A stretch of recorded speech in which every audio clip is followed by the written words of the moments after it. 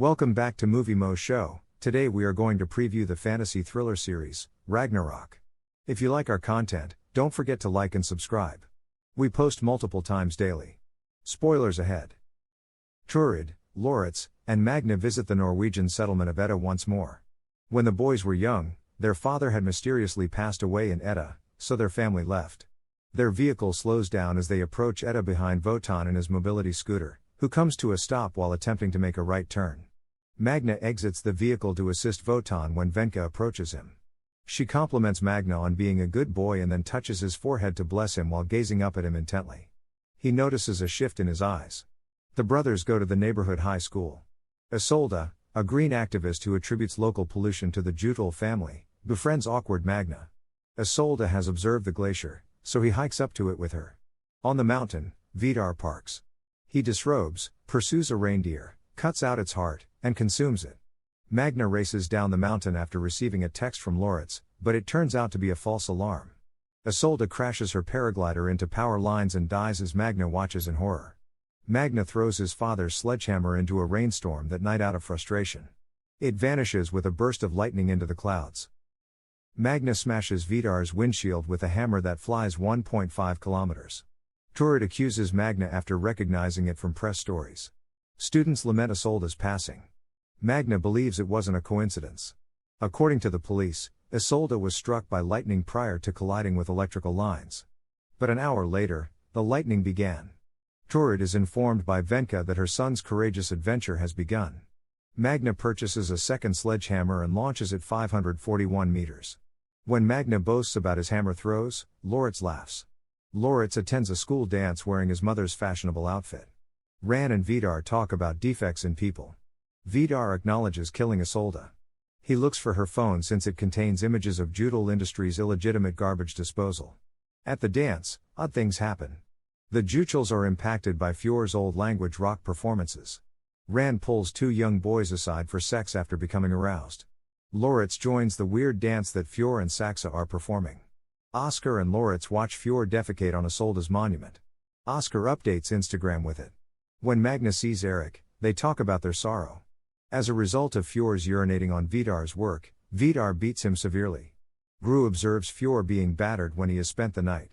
After leaving for Isolde's burial, the sires return to find their house in ruins. Loritz's headphones were stolen, and the Sire brothers confront the addict. Junkie, Vidar's automobile was at the site and the house had been plundered before he arrived. Magna complains to Sindra about the police and his concerns about Vidar's possible involvement. Ran receives the information from Sindra and informs Vidar. Magna receives Isolde's PC from Eric. Driving is done by Fjord, Gru, Saxa, and Loritz. Windshield is smashed by a bird. Even though it's still alive, Saxa eats it. She contradicts Bjorn Holt's account when Magna questions him about the contradictions surrounding Isolde's death.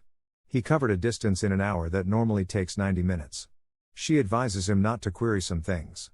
Magna runs again afterwards and times himself, 7 seconds for 100 meters. After killing the addict, Vidar witnesses Magna being struck by a snowplow. He informs the other Jutuls that Magna has passed away and warns them against engaging in close connections with people. Saxa is shocked to discover Magna unhurt at the school. Jutul invites Magna and Loritz to dinner in Jutulheim. Magna doesn't react to alcohol until they offer him mead. He is arm wrestling Ran when he discovers her actual self and loses. Magna's reflection appears as a gory, bearded warrior in the bathroom mirror. Magna pursues Isolde's research by examining the Jutuls and their contribution to Edda's water pollution issues. While avoiding the more wary Jutuls, he gains more understanding of his own talents. Eric and Turid become close, and soon they begin dating. Gru is the object of love attention for Magna and Fjord both. On a school camping trip in the mountains, Loritz connives to get Magna to declare his love for Gru in front of everyone. Although she is concerned for Magna, she does not love him and instead decides to go with Fjord. Magna discovers that the raw reindeer meat smells the same as the blood on Isolde's jacket at the time of her death after witnessing Vidar slicing it up. Vidar is warned by Magna that he would not get away with her death and that he was likely behind it. Vidar observes that the marking on Magna's knife matches that on the hammer that broke his windshield. Magna chases Gru and Fjord, so Vidar sends his hellhound Thrym to kill Magna. Magna eventually kills Thrym after their struggle. When Gru and Fjord go to the Juchels' house, they discover that something is awry with the family because all of the Juchels appear to have remained physically unchanged over the years in old photographs and older artwork. Because Magna killed Thrym, albeit in self-defense, the Juchels want to punish him. Ran, Sindra, Eric, and Turid are present at the conference where Magna suggests to write a critical essay about Juchel Industries. He is compelled to give Eric Isolde's laptop back. Nevertheless, Eric gives Isolde's phone to Magna in secret, which he found on the mountain. Magna unlocks it and discovers pictures showing Juchel Industries' water pollution that are incriminating. He climbs the mountain and finds 2,500 barrels in a recently revealed cave that had leaked poisonous heavy metal wastes into Edda's water source, including cadmium, element 48. Magna informs the police of the barrel's presence. But when the cops go to look into it, all the dangerous barrels are gone. The police felt compelled to inform Juchel Industries in advance of their intended visit. The management of his high school and the police do not take Magna's accusations seriously. Magna is expelled from school by Rand for acting disruptively. He is required to attend a psychological evaluation and treatment in the interim. Fjord's family is pressuring him to end the connection while Gru keeps her friendship with him despite thinking he is strange. Magna receives a false schizophrenia diagnosis from a psychiatrist hired by Juchel. He won't take antipsychotic medications. Turid berates Magna for his anti-Juchel actions. Fjord expresses affection for Gru and works to support her family. He notifies Magna that Juchel Industries' hazardous containers are about to be transported elsewhere. Saxa threatened to kill Gru herself before Juchels gave the order for Fjord to kill him. Magna abandons hazardous containers at the police station early on Constitution Day. Despite Vidar's attempts to intimidate Ingvild, police finally open an investigation. Magna departs from Edda's neighborhood celebrations to accompany Fjord and Gru to a closed-down warehouse.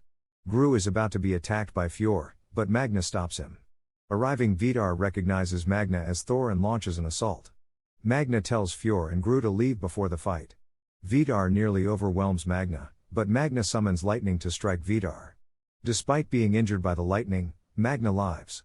During the festivities, Loritz, who is costumed as Ran, makes a pretentious speech in front of the entire town, mockingly pointing out that, despite Norway being a democracy, the average person has no real choice while Juchels takes advantage of them. Juchels are the people least affected by climate change because of their dominant position. Thank you for watching and don't forget to like and subscribe.